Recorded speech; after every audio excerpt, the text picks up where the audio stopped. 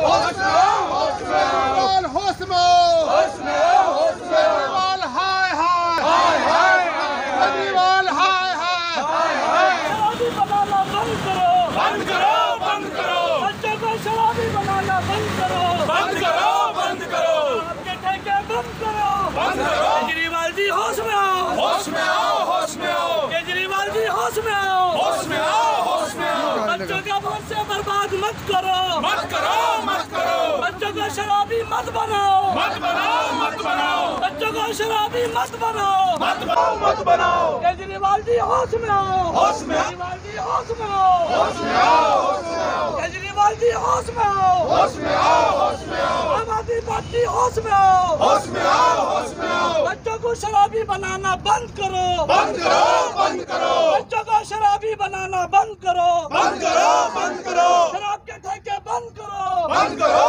बंद करो, दिल्ली की दलाली बंद करो, बंद करो, बंद करो, दिल्ली की गुंडागर्दी बंद करो, बंद करो, बंद करो, दिल्ली का भ्रष्टाचार बंद करो, बंद करो, बंद करो, दिल्ली के युवाओं को बर्बाद मत करो, मत करो, मत करो, दिल्ली के बच्चों को शराबी मत बनाओ, मत बनाओ, मत बनाओ। केजरीवाल जी होश में आओ, होश में आओ, होश में आओ, केजरीवाल जी होश में आओ, होश में आओ, होश में आओ, मनीष सिसोदिया होश में आओ, होश में आओ, होश में आओ, मनीष सिसोदिया होश में आओ, होश में आओ, होश में आओ, आम आदमी पार्टी होश में आओ, होश में आओ, होश में आओ। शराब के ठेके बंद करो, बंद करो, बंद करो, शराब के ठेके बंद करो, बंद करो, बंद करो, शराब के ठेके बंद करो, बंद करो, बंद करो। केजरीवाल जी होश में आओ, होश में आओ, होश में आओ, केजरीवाल जी होश में आओ, होश में आओ, होश में आओ। हाय हाय। यहाँ पे राजघाट पे भाई अगर राजघाट की बात की जाए, अभी यहाँ पे जो है वो उपेंद्र यादव की पार्टी के लोग हैं केजरीवाल के खिलाफ यहाँ पे धरना प्रदर्शन कर रहे हैं। और जो धरना प्रदर्शन है आप देख सकते हैं मेरे पीछे किस तरीके से यहाँ पे नारेबाजी हो रही है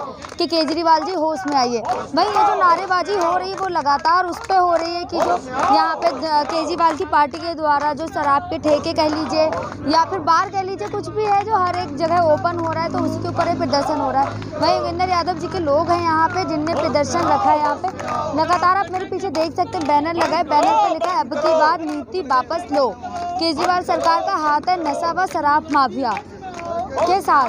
भाई शराब माफिया के साथ हमारे साथ यहाँ पे कैमरामैन से कहूँगी नीचे दिखाएं किस तरीके से यहाँ पे जो धरना प्रदर्शन हो रहा है तो लोग बैठे हैं, तो हम उन्हीं कुछ लोगों से जानना चाहेंगे कि आखिर ये है क्या। सर पहले तो अपना नाम बताइए। जी मैं नवनीत तिवारी दिल्ली स्वराज इंडिया प्रदेश अध्यक्ष हूँ। सर आप ये धरना प्रदर्शन यहाँ पे कर रहे हैं, इसका क्या है, क्या मोटिव है?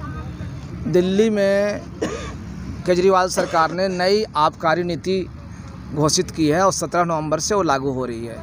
इस नीति के अनुसार दिल्ली के हर वार्ड में औसतन 3 नए ठेके खोले जाएंगे और दिल्ली सरकार का लक्ष्य है कि आने वाले वर्ष में 10,000 करोड़ की कमाई शराब की बिक्री के द्वारा करे। तो दिल्ली सरकार दिल्ली वालों को नशा में डुबाकर, दिल्ली को नशा का राजधानी बनाकर और परिवारों को बर्बाद करके पैसा कमाना चाहती है शराब के ज़रिए। तो इसका हम विरोध कर रहे हैं। दिल्ली में शराब पीने की उम्र भी घटा दी गई है।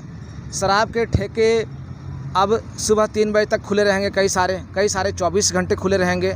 और इन्होंने प्रावधान ये किया है कि मैरिज हॉल में साल भर के लिए लाइसेंस दिया जाएगा। मतलब दिल्ली के हर गली में। चलिए अगर दिल्ली की बात की जाए, अगर दिल्ली की बात की जाए, उपेंद्र यादव जी की पार्टी की बात की जाए, तो ऐसा नहीं लगता कि दिल्ली में राजनीति चमका रहे हैं? केवल राजनीति चमकाने की बात नहीं है, बात जायज़ है। पहले भी 2015-16 में जो हम राजनीतिक पार्टी नहीं बने थे, स्वराज अभियान जब थी, तब भी दिल्ली में आम आदमी पार्टी सरकार बनी थी और पहले साल ही 399 नए लाइसेंस दिए थे। तो हमने उस समय ही आवाज़ उठाया था कि दिल्ली में आपने वादा किया था कि नशा मुक्ति का वादा करके आप सरकार में आए थे और दिल्ली में आप शराब की नदी बहा रहे हैं। तो हमने 5 साल पहले ही विरोध किया था। अगर दिल्ली की बात की जाए, अगर कहीं और की बात की जाए, बिहार की बात ले लीजिए, रेगुलर बिहार में इतने लोग मरते हैं शराब पीकर, तो वहाँ पे तो कोई प्रदर्शन नहीं कर रहा, आप यहाँ दिल्ली में कर रहे हैं। बिहार में शराबबंदी लागू है लेकिन वो सही तरीके से लागू नहीं है, इस कारण से वहाँ हो रही है। ठीक है, हमारा ये कहना है कि आप नए ठेके खोलो, लेकिन जो प्रावधान आपने दिया था कि हम मोहल्ला सभा करके सभी से पूछ कर खोलेंगे किसी एरिया में, तो हम वही अभी कहना चाहते हैं कि आप जिस एरिया में शराब के ठेके खोल रहे हो उस एरिया में मोहल्ला सभा करो, कम से कम 50% महिलाएं अपनी सहमति दें, तभी उस क्षेत्र में शराब का ठेका खोला जाए। और नई नीति जो है इनकी उसके अनुसार प्रत्येक वार्ड में कम से कम 3 वार्ड के ठेके खोले जाएंगे। चलिए, आपने महिलाओं की बात की कि अगर महिलाओं की सहमति होती है तो यहाँ पे ठेके खोले जाएंगे, लेकिन अगर वहीं मैं दिल्ली की बात करूँ कि दिल्ली में अगर सर्वे होता है तो दिल्ली में 50% महिलाएं ऐसी हैं जो अल्कोहल का सेवन करती हैं। ये तो पहले एक सही डाटा नहीं कि 50% सेवन करती हैं। मुझे तो जानकारी ये है कि 50% से अधिक महिलाओं के घर बर्बाद हो चुके हैं शराब के कारण। और जो दिल्ली में अधिकतर लोग, आधी से अभी अधिक आबादी निम्न आय वर्ग की है या मध्यम आय वर्ग की है, उनका पूरा परिवार बर्बाद हो रहा है इस शराब के कारण से। और दिल्ली सरकार कर क्या रही है, शराब को और अधिक मात्रा में हर इलाके में परोस रही है ताकि ज़्यादा से ज़्यादा लोग शराब पिएं, ज़्यादा से ज़्यादा लोग शराबी बने, और जो गलतियां कर रहे हैं दिल्ली सरकार, जो भ्रष्टाचार कर रही है उस पर ध्यान ना दें और उनको उनकी काम आसान हो। तो इसलिए हम लोग विरोध कर रहे हैं कि दिल्ली सरकार असली मुद्दों से ध्यान भटकाने के लिए इस शराब की नदी दिल्ली में बहा रही है और अपना आय बढ़ा रही है ताकि वो यहाँ से लेकर पंजाब तक चुनाव लड़ सकें। तो उनका मकसद है। दिल्ली के रेवेन्यू का क्या होगा, जो केजरीवाल जी दावा कर रहे हैं दिल्ली का रेवेन्यू इसी से बढ़ेगा? तो दिल्ली का रेवेन्यू बढ़ाने के लिए शराब को ही जरिया बनाएंगे क्या? दिल्ली को शराबी बनाकर हर बच्चा को नशा में ढकेल कर दिल्ली का रेवेन्यू बढ़ाएंगे? वो ऐसी सरकार शर्म आती है सरकार के कारनामों पर। हम दिल्ली का रेवेन्यू बढ़ाने के और तरीका अपना सकते हैं। आप दिल्ली में ऐसा काम करें कि लोग खुद अपना टैक्स सही से भरें, तो उसके और काम तरीके हो सकते हैं। लेकिन ये तरीका तो बिल्कुल नहीं हो सकता है कि आप शराब के बिक्री कर रेवेन्यू बढ़ाएं और दिल्ली की जनता को, परिवार को बर्बाद करें। चलिए, आपने टैक्स की बात की, मैं आपको बता दूं सबसे ज़्यादा जो टैक्स होता है वो शराब के ठेकों से जाता है, सबसे ज़्यादा टैक्स। और अल्कोहल की अगर कोई भी चीज़ होती है तो टैक्स सबसे ज़्यादा वहाँ से जाता है ना। देखिए, भारत का संविधान के अनुच्छेद 47 में स्पष्ट रूप से लिखा है कि सरकार मादक पदार्थ या शराब को प्रतिबंधित करने का प्रयास करेगा, ये लिखा है भारत संविधान में। लेकिन ये कर क्या रहे हैं? उसको बढ़ावा देने का प्रयास कर रहे हैं। तो भारत के संविधान का उल्लंघन कर रहे हैं। टैक्स की बात ही नहीं है, तो भारत का संविधान को उन्होंने दांव पे लगा दिया है, जो साफ साफ कहता है कि सरकार का काम है कि जितने भी मादक पदार्थ हैं उनको प्रतिबंधित करने का प्रयास करेगा धीरे धीरे करके, ताकि वो नशे की जो मात्रा है वो कम हो। लेकिन ये क्या कर रहे हैं? बढ़ा रहे हैं। तो भारत के संविधान को बिल्कुल उल्लंघन कर रहे हैं। इन पर तो बिल्कुल ही जो बात करते हैं, संविधान की शपथ लेके मुख्यमंत्री बने हैं और संविधान को हर दिन तोड़ रहे हैं। तो इसके हम लोगों ने आज यहाँ एक सांकेतिक प्रदर्शन किया है और दिल्ली सरकार से अनुरोध है कि नई जो नीति है उसको वापस ले। अगर वो वापस नहीं लेते हैं तो हम लोग दिल्ली के हर वार्ड में ठेका खोल रहे हैं ना, हर वार्ड में हम मोहल्ला सभा करेंगे, हर वार्ड में हम प्रस्ताव पारित करवाएंगे। और जब तक ये जनता जब इनको ऑर्डर देगी उनको हुक्म मानना पड़ेगा, क्योंकि लोकतंत्र है और लोकतंत्र में जनता सर्वोपरि है, नेता सर्वोपरि नहीं है, मुख्यमंत्री सर्वोपरि नहीं है। तिवारी जी, आप जहां दिल्ली केजरीवाल सरकार के खिलाफ प्रदर्शन कर रहे हैं, वहीं केजरीवाल जी दिल्ली मॉडल को लेकर उत्तराखंड, पंजाब, उत्तर प्रदेश, गोवा तमाम राज्यों में जा रहे हैं। क्या कहेंगे इसके लिए? यही तो दिल्ली मॉडल है उनका कि वो पंजाब में केजरीवाल जी नशा का विरोध कर रहे हैं कि पंजाब को नशा मुक्त बनाएंगे और दिल्ली में नशे की नदी बहा रहे हैं। तो यही तो मॉडल है उनका। उनका तो बिल्कुल ही पर्दाफाश करने की जरूरत है मीडिया के माध्यम से। केजरीवाल जी का मॉडल तो है भी बिजली फ्री, पानी फ्री। वही तो बिजली फ्री, पानी 200 का बिजली और गंदा पानी फ्री देकर हजारों के लूट कर रहे हैं हर परिवार से। जो शराब पी रहा है वो कौन दे रहा है पैसा?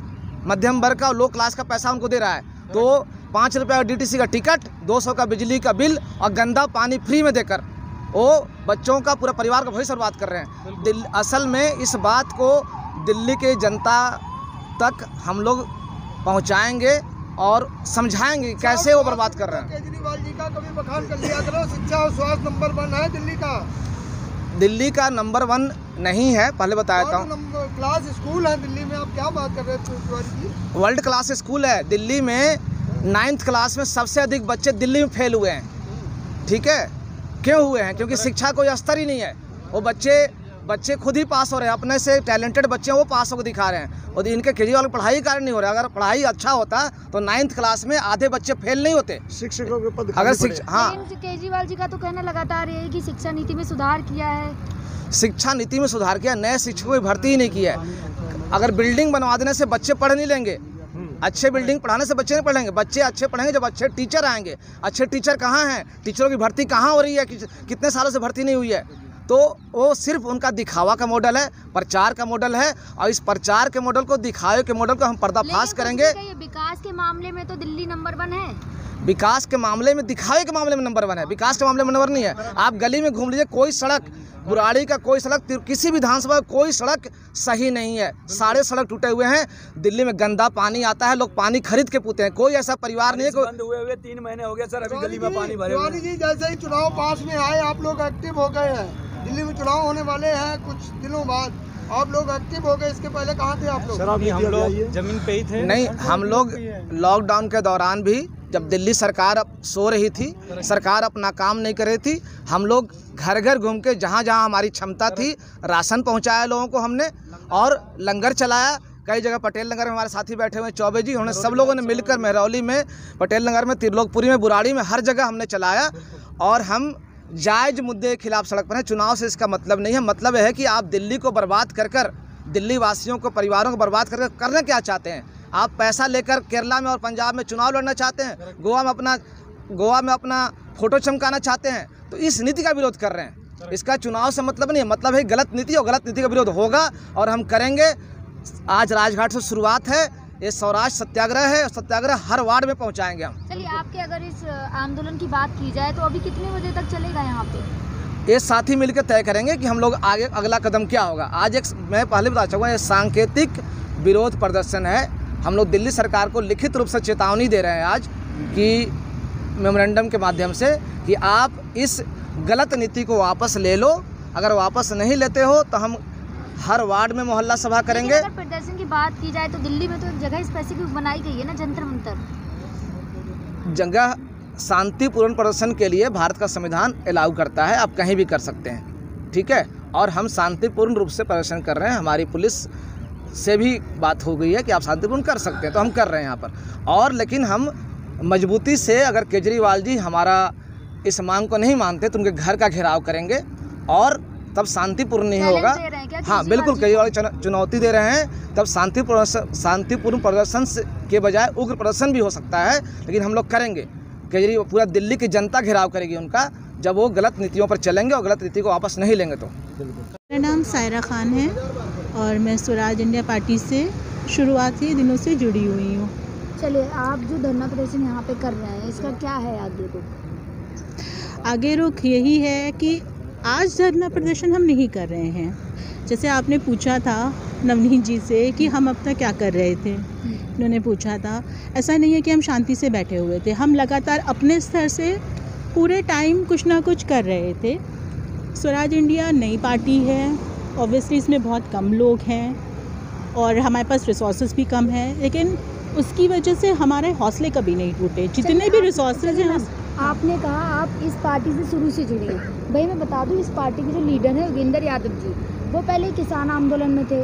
पहले नहीं, अभी भी हैं, अभी भी हमेशा से हैं। और जब किसान आंदोलन नहीं था, वो तब से किसानों के लिए ही काम कर रहे हैं। जब किसानों का जो दर्द है किसी ने फील भी नहीं किया था ना, जब बुंदेलखंड में सूखा पड़ा था, जो किसी टीवी चैनल या न्यूज़ चैनल ने नहीं दिखाया था, या जो तमिलनाडु में बाढ़ आया, जो केरला में प्रॉब्लम्स आई, जो हाथी ने कुचल दिया किसानों को, बहुत सारी ऐसी प्रॉब्लम्स हैं जो टीवी चैनल नहीं दिखाते हैं, लेकिन योगेंद्र यादव हमेशा हर वक्त उन लोगों के साथ खड़े रहते हैं। आप तो धरना प्रदर्शन यहाँ पे कर रहे हैं ठेकों को लेकर, अगर बात की जाए तो बिहार में तो इससे ज़्यादा लोग मरते हैं।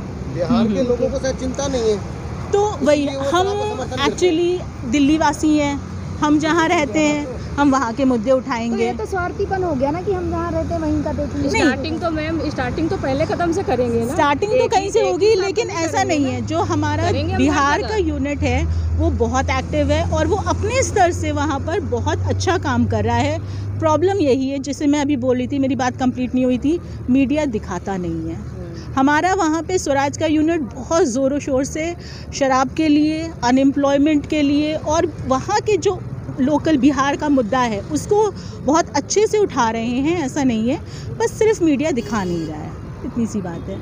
लेकिन अगर ये केजरीवाल तो फ्री होम डिलीवरी की बात कर रहे हैं और केजरीवाल जी तो बहुत बातें करते हैं और वो सिर्फ बातें ही करते हैं, इसीलिए ही उनको छोटा मोदी कहते हैं। ऐसे ही नहीं कहते हैं, करके पेपर पे दिखाते हैं। ये हमें बात समझने वाली है। अगर आप एक महिला है तो महिलाओं के लिए कितना किया है, फ्री बस सुविधा दी है और उसके साथ ब्लाइंड स्पॉट्स के लिए उन्होंने कुछ भी नहीं किया है। और सिर्फ उन्होंने बस सेवा अगर फ्री कर दी है उसका ये मतलब नहीं है कि महिलाएं सुरक्षित हो गई हैं। उसके लिए जो बहुत बारीकी इंट्रिकेसी से उसके लिए जो काम करना चाहिए ना वो नहीं किया है। हाँ जी, आप लोगों के लिए बाउंसर भी तो है उसमें। बाउंसर्स हैं तो क्या बाउंसर्स और हमारी सुरक्षा सिर्फ बसों तक सीमित है?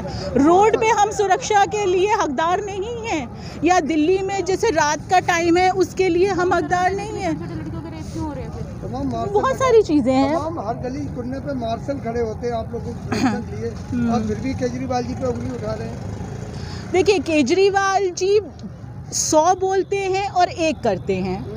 महिला सुरक्षा के लिए उन्होंने बहुत सारी बातें करी हैं और सिर्फ बाउंसर लगा दिए। एक बाउंसर एक बस में होने से पूरी दिल्ली की महिलाएं सुरक्षित नहीं हो जाएंगी। उसके लिए बहुत जो बड़ा प्लान है, मेजर प्लान लेके चलना है, उसके लिए उन्होंने कुछ भी नहीं किया है। हाँ जी, आप किस बाउंसर की बात करते हैं? आज के डेट में जो मतलब लिमिटेड सीट के लिए महिलाओं को बिठाया जाता है, जब महिलाएं चढ़ती है बस में वही बाउंसर महिलाओं के सीने यहाँ चेस्ट पे हाथ रख के धक्का देते हैं। किस बाउंसर की बात कर रहे हैं आप? और आज के डेट में हम अगर दिन में भी निकलते हैं ना, रात की तो छोड़िए, जिधर सुनसनाटा रोड है ना उधर हम दिन में भी निकलते हैं ना महिलाएं, उधर भी हम अपने आप को ना सुरक्षित महसूस नहीं करते। सोचते हैं कि अभी कब आ जाए कौन और कब हमें हरासमेंट करे। ये चीज़ है। गृह मंत्री अमित शाह जी ने कहा कि देश में आज पूरी तरह से महिलाएं सुरक्षित है। तो गुड़िया के साथ क्या हुआ था अभी? एक बात बताओ, जब सुरक्षित है तो कोई भी महिला, कोई भी लड़की, कोई भी अकेले कहीं भी जाने से क्यों डरती है? क्यों डरती है? ने कहा कहीं भी जा सकती है कोई भी। और रेप हो जाए तो, और रेप होता है तो फिर वो तो कुछ नहीं बोलते हैं, फिर तो उनकी आवाजें नहीं निकलती। कहा है सुरक्षा हो जाता है। मैं उनकी बात का वो कह रही हूँ कि अगर अमित शाह जी है कि हम महिलाएं सुरक्षित, अमित शाह मतलब है सेंट्रल गवर्नमेंट, यानी कि हम महिलाएं पूरे हिंदुस्तान में सुरक्षित हैं, तो हम नंबर 1 पे कैसे आ गए? हमारा दिल्ली रेप कैपिटल कैसे बन गया? अगर अमित शाह जी की बात इतनी ही सत्य है तो वर्ल्ड लेवल पर सबसे मैक्सिमम रेप हिंदुस्तान में क्यों? मैं तो कह ही नहीं रही हूँ कि वो झूठ बोल रहे हैं, हमारे डाटा झूठ होंगे। जो वर्ल्ड लेवल पे डाटा दिखाए जाते हैं तो फिर वो झूठे हैं, क्योंकि डाटास तो आपने भी पढ़े होंगे कि हम रेप में किस नंबर पर हैं। वर्ल्ड में हम 10 जो रैंकिंग होती है ना उसमें हैं। जैसे कि वो कहते हैं कि हमारे देश में प्रॉस्पेरिटी है, खुशहाली है और सबको पेट भर खाना है, ये भी तो वो कहते हैं ना। हम हंगर इंडेक्स में कहाँ पर हैं? बांग्लादेश पाकिस्तान से भी नीचे हैं। तो अमित शाह जी तो बिल्कुल झूठ नहीं बोलते हैं, वो बिल्कुल सही हैं। जितने हमारे जो डाटाज हैं वो सारे झूठे हैं।